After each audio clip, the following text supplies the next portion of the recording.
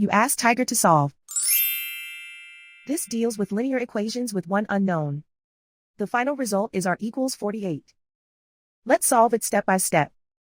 Group all constants on the right side of the equation. Subtract 8 from both sides. Group like terms. Simplify the arithmetic.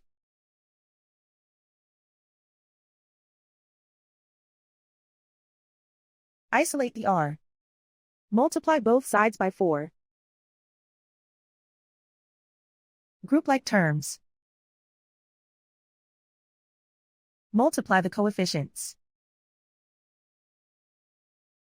Simplify the fraction. Simplify the arithmetic.